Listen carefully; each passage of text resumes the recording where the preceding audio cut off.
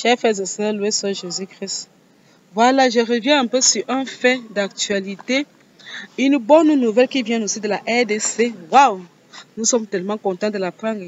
La RDC, le gouvernement congolais, la République démocratique du Congo, a décidé de la gratuité des soins, de la gratuité de la maternité. Donc désormais, une femme qui est enceinte au Congo, en RDC, Congo Kinshasa, peut donc aller se faire, pour aller à l'hôpital, on la suit gratuitement. C'est la bonne nouvelle qui nous vient du Congo. Oh, si tous les pays africains pouvaient le faire. Voilà, bravo au gouvernement congolais, félicitations et merci au président Félix Tshisekedi pour cette décision qu'il a prise. On ne peut que féliciter le Congo. Waouh! En fait, qu'est-ce que ça amène le gouvernement à le faire? C'est qu'on se constate que beaucoup de femmes donnaient la vie au Congo étaient devenues source de mort. Hein. On dit que chaque jour, au moins, une femme sur trois mourait.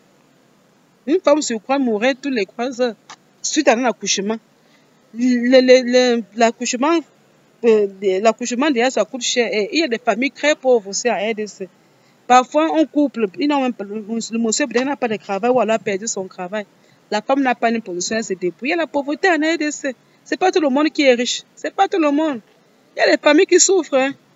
Il y a des familles qui souffrent. Il faut faire un tour pour voir les familles qui souffrent de ce côté. Donc, c'est pas tout le monde qui a le moyen. Du coup, quand quelqu'un n'a pas le moyen, qu'il voit qu'il ne peut pas payer les frais d'hôpital, beaucoup préfèrent accoucher à la maison. Et vous savez qu'accoucher à la maison, ça présente des risques.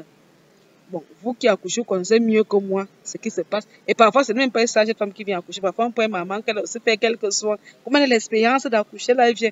Et quand l'accouchement commence à avoir des problèmes, on fait comment?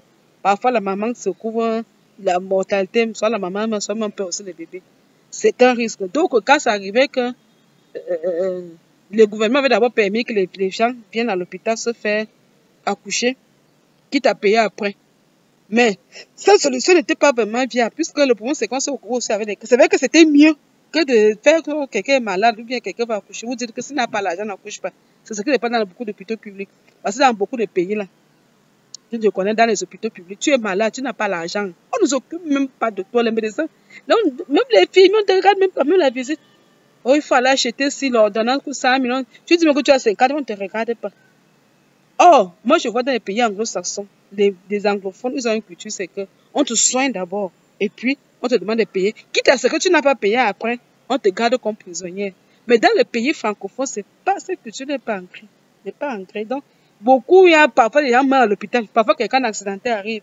Il n'y a pas ça. Mais quand nous disons que nous sommes santé publique, nous aimons Dieu, il faut qu'on soit, même dans les hôpitaux catholiques, il faut qu'on permette aux gens de soigner parfois quand un cas arrive, quand un cas grave arrive, on soigne d'abord le malade. Si on veut, on te garde à l'hôpital comme prisonnier. Je préfère encore cette option-là. C'est aussi ça, on peut servir Dieu à travers ces œuvres de charité, ces services. La santé n'a pas de prix. Parce que la santé, quand la maladie vient, ça ne te prévient pas. Quand un accident arrive, ça ne te prévient pas. Mais dis que parce que tu es pauvre, on ne peut pas te soigner. Moi, je ne vois donc pas en quoi des services publics, en quoi on aide aussi les gens. Mais là, la RDC a dévancé. La RDC a décidé que de garder les mamans prisonnières avec les bébés à l'hôpital, une femme qui va accoucher, c'est gratuit.